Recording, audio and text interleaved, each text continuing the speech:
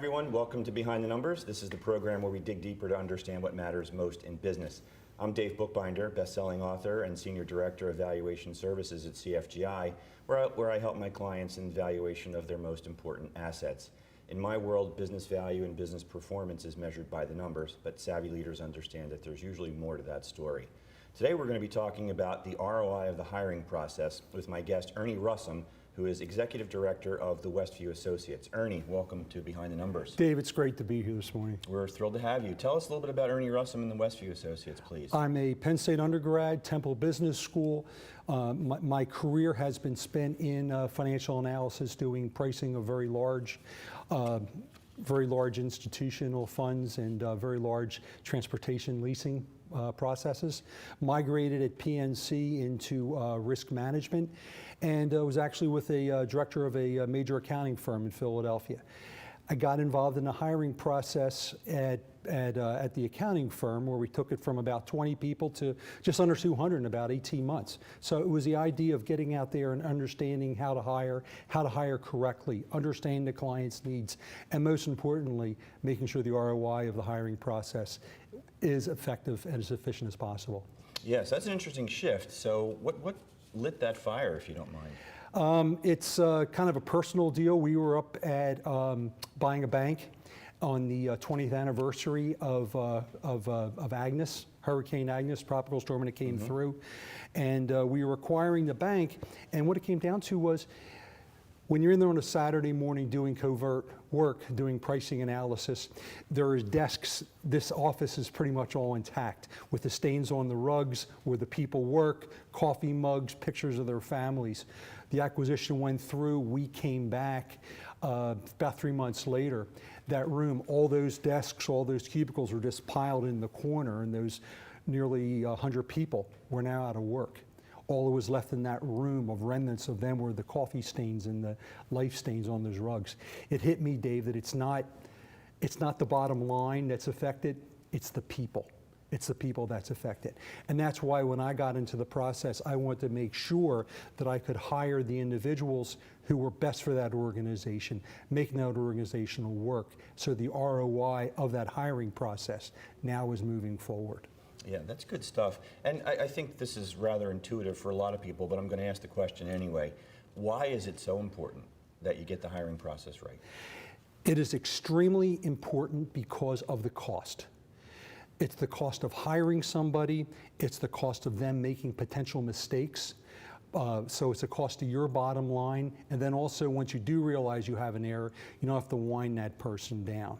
And so you've taken that cost of that salary and increased it by pretty much 70% of the cost of getting rid of that person. It's not right for them. It's not right for the organization. It's not right for the customers. Costs involved all around. So the process that I've designed looks at what I think is probably the most important component of that is culture of the organization, understanding that, and getting culture of the individual. Yeah, and I want to talk to you about that. Sure. But before we do, you mentioned a couple of times already about the ROI. We talked about it in the opening of the program, the ROI of the hiring process. Tell us a little bit about what that really means and how's it measured? For me, it's measured by going back and understanding what is the long-term production of that employee. The process that I follow is based upon cultural match, making sure somebody wants to be there and work every morning, and also have the ability to perform the job and be a long-term provider. In my process, and I've tracked this, the individuals who I hire tend to be the longer-term, more productive employees within the organization. Longer-term, more productive, hence enhancing the ROI of the process. Okay, and I think everybody understands that there's certainly a cost of a bad hire.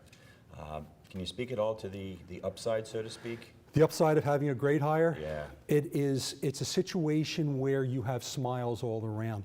Dave, I got to tell you, it turns me on when I can sit back and talk to a client or have a client call me and say, hey, we hired that CFO. You told us how this person would match into our culture. You told us about this person's productivity, how they were getting out of the box. That person is now not only our longest tenured employee, that employee is also our most productive person we've ever had in that spot. I have clients who come back to me and say, hey, I want a controller. But as part of my investigative process is, where are we going 12 months from now? What is that person going to be doing? What's going to be celebrated at 12 months from now, 36 months from now? And then we hire the individual, and I assist my clients through that process of hiring that individual who will now achieve that mark. I have a very small, relatively small client nonprofit in Delaware. We hired their controller with the idea of putting that person 12 months later into the director of operations role. That person's in there knocking the cover off the ball, and that client has now referred additional business to me inside their operation and also others within their network. So it's satisfied customers as well. You said a couple things in there that's interesting that I want to unpack just a little bit. I don't want you to reveal your secret sauce, so to speak, unless you were inclined to do so. But you alluded to this evolution of the role of the hire. So it's pretty, I think, I don't want to say easy, it's probably not the right word to use it, but in my layman's terms, kind of straightforward if you're looking to fill a role, right? Yeah. There's a fit, there's an opportunity. How do you extrapolate that into this evolutionary role that you just described? How do you know somebody's good for the long haul as their position evolves over time? It's an investigative questioning process, understanding where the client is, understanding what their culture is, and then also being straightforward with them. What are your long-term aspirations for this individual? Paint me a picture is what I like to say. What are the 12 things, or I start with 3 and ends up being 12, 15. What are the 3 things that we need this person to be doing 3 months into the job, 12 months into the job, and then so on? And that is where I go back and then I take that information, understand the culture of the organization, helping the client with the job description, making sure that's all set up. And then I go back and identify an individual who has the experience, the proven aptitude, and validated ability to perform that job and ability to perform that task as we move forward.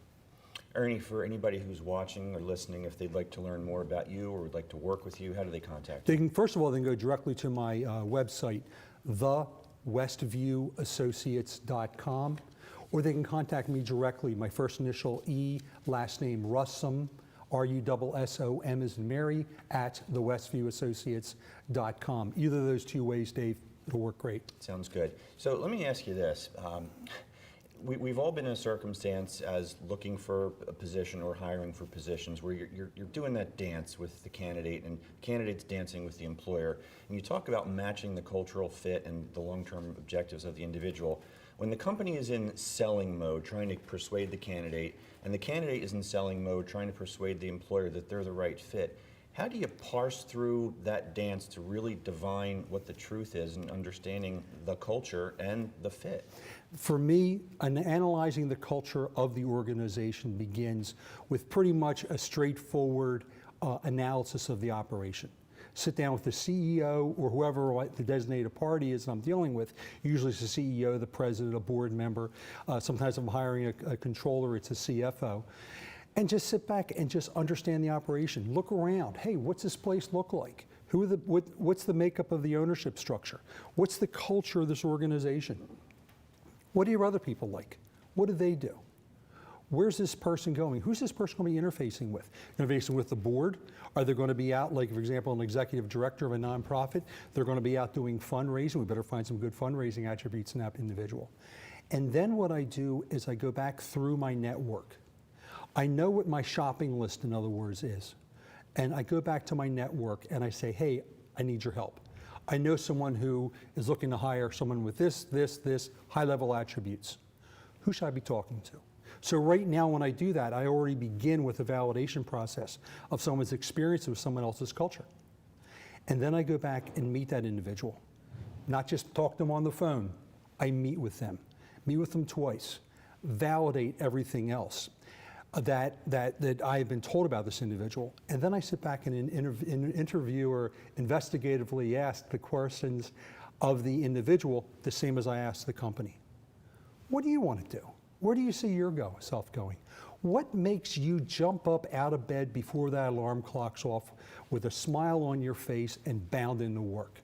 What makes you want to stay at an operation many, many years later? What turns you on? And then I sit back and just match up those attributes with the attributes of my client and put the 2 together, make the introduction and facilitate the process from there. Yeah. It seems like that's probably a process that a lot of candidates haven't gone through. Right. Are you finding that they're open and honest when you ask that question about what gets them fired up when their feet hit the floor in the morning? You know, Dave, I do, and what happens is two things. First of all, they tell me, boy, that is fantastic. That's what I really want to do in my job. The second thing they tell me is, you know, you're the first one ever to ask me that. And that's the proof to me that my process works and my process is producing results for my client and also for the candidate. Because when it comes down to is the candidate is really the reason why we're all here to begin with. This individual is going to be better providing for themselves and for their families. And if they can do it through a long-term process of stable employment, then we have a deal. The client, when they can get the right asset in place that they can then go back and be very proud of, that's the asset that I'm looking for too. So it's really a win-win situation for both parties. Interesting perspective, because I think a lot of people would agree that in their experiences working with recruiters as a candidate, we all recognize that the recruiter is working for the company and not the candidate, and you seem to have taken it to a different level. Yeah, and it definitely works. And Dave, I've got to tell you something else too. The information that I'm sharing with you, you can see, cannot be accessed over the internet boards, cannot be accessed by your brother-in-law who slips a resume over the transom. This is a process of investigation. Yes, I am looking at the person's qualifications, their accomplishments, not just their qualifications. How well can they do that job? But also, most importantly, as I'm putting that second piece together so we get the full tongue and groove, is what's the culture of that individual? What's the culture of the organization? Can that organization be happy with that individual as a long-term contributor? Great. On that note, we've got to take a quick commercial break. Ernie, you sit right there. We're not Will done do, with you Dave. yet. Thanks. Everyone else, we're going to take a quick commercial break. We'll be right back on Behind the Numbers. And stories to write. The ones dealt a bad hand who responded with courage. Do not pity a shelter dog. Adopt one.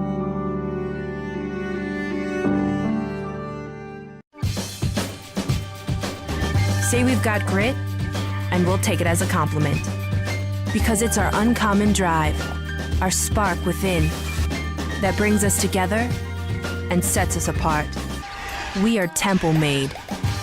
And when others take shortcuts, when others take breaks, when others take the easy way, we take charge. Add us on social media to watch bloopers, behind-the-scenes footage, previews, and more.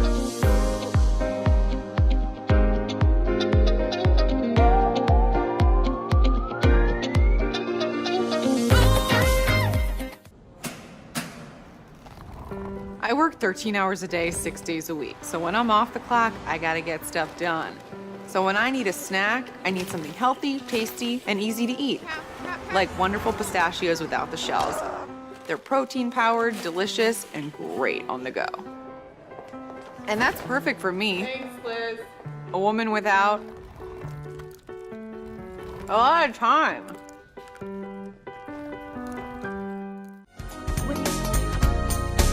Back to Behind the Numbers. I'm Dave Bookbinder. Today my guest is Ernie Russom, Executive Director of the Westview Associates, and we're talking about the ROI of hiring. Ernie, before the break we covered a lot of territory. I want to kick off the second segment here and talking a little bit more from your client's perspective, if you will. First segment we talked on what the candidate experience is like and the investigative process that you use to tease out their strengths and their goals. And we touched on a little bit about what the client looks for in terms of the candidate. Let's talk a little bit about your process and how do you really understand the culture of your client companies? Dave, I do that by going back and having an investigative conversation with my client. Before I walk into the organization, I understand who they are, what their size is, who their client base is. I get to see a couple people inside the operation, so I know who is there and how long they've been there. But then I go back into my client and I block off 45 minutes of a conversation, and I understand what they want. And what do they want in this individual? What is this individual going to be accomplishing 12 months from now? So that they can consider that to be a success. And then I go back to my client, I ask what I think is probably the $1 million question.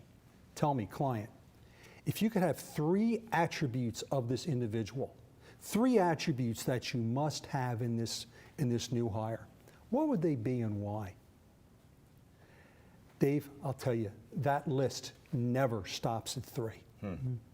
I have one client, it went on to 25.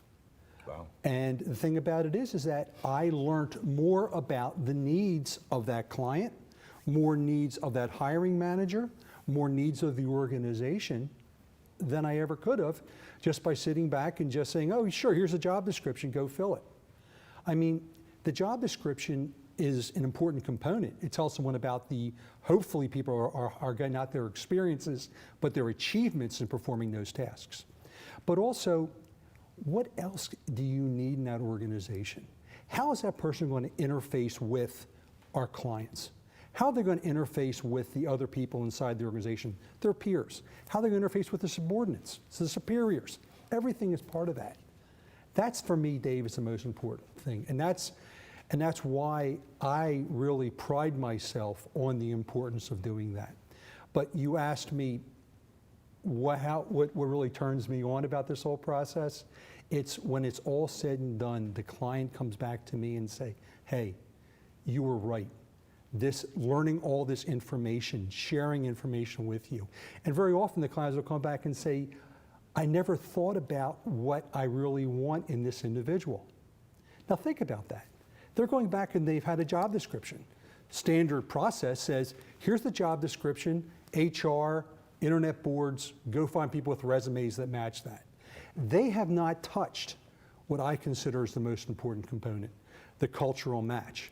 And that cultural match, along with the expertise of performing the task, the proven expertise to perform that task, that is what enhances the ROI of the hiring process, where you have a longer-term employee, a more productive employee, an employee that's not only productive in performing their jobs, but also synergistically contributing to the bottom line of that organization. One of the things I just parsed from what you just shared was that resumes don't tell the whole story. I guess LinkedIn profiles don't either? No, gosh, it's nice if they do.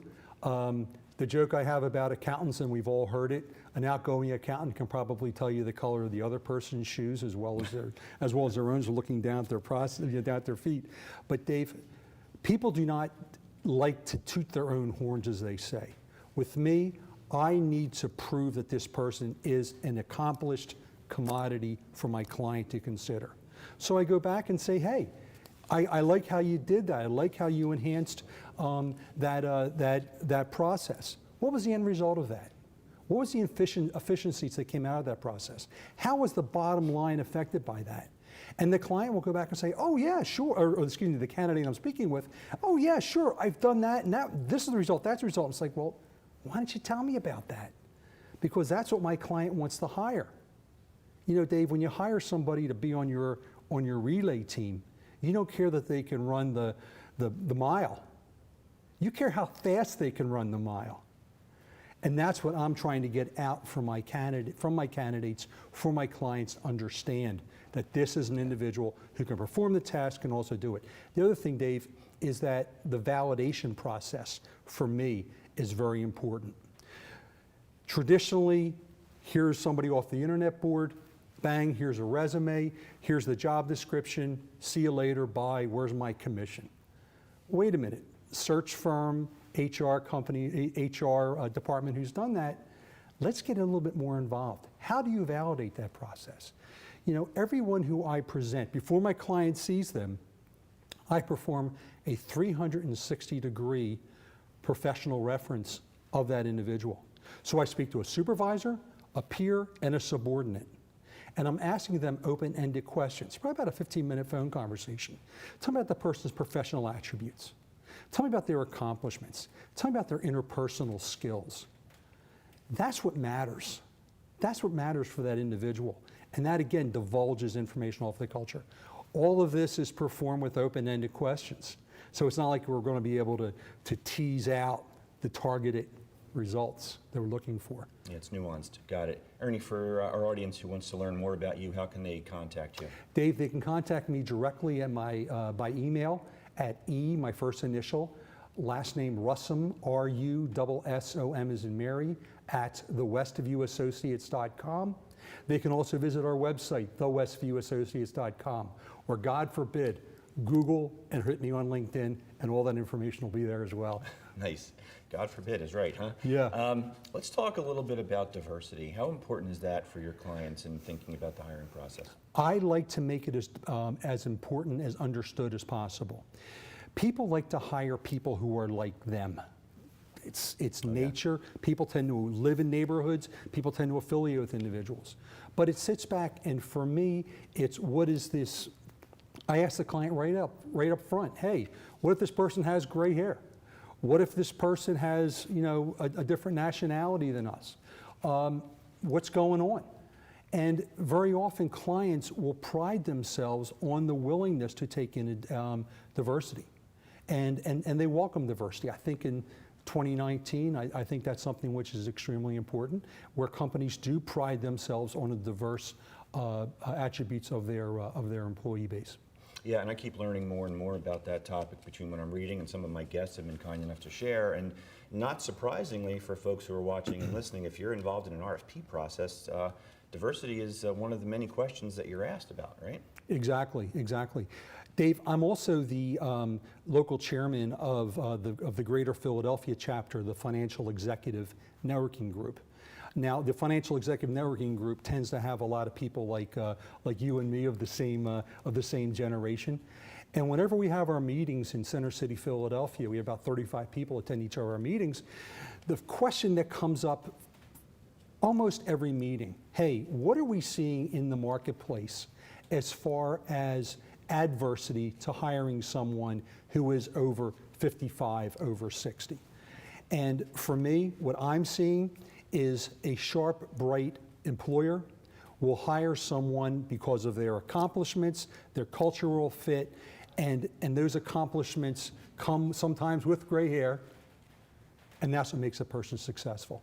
Ernie, we only have about a couple of minutes to go in the program, but I wanted to get your thoughts on family businesses. That's a topic we talk a lot about on this program, and I know it's difficult and nuanced at times to bring in a candidate to work in a family-run business where that candidate doesn't have the same last name as the family that owns the business. Talk a little bit about your experience in that genre, would you? I'm in it right now. It's a situation where you need buy-in. You need buy-in from everyone within the organization. And again, I take that same process of understanding what they want in that individual, what they want in the accomplishments, what they want in tasks to be performed, the proficiency of those tasks being performed, and the understanding that, hey, this person is going to be contributing to you as if they are and been with you forever. I had a client back who was a subcontractor. The same situation has occurred. We made sure that we incorporated every family member inside the hiring process. So there was no prejudice at all that this person's last name was not theirs. There was no prejudice that this was made by my brother, my father, my son's hiring decision. This is being hired by all of us. Look in Philadelphia right now. One of the more successful companies in the greater Philadelphia area is Wawa.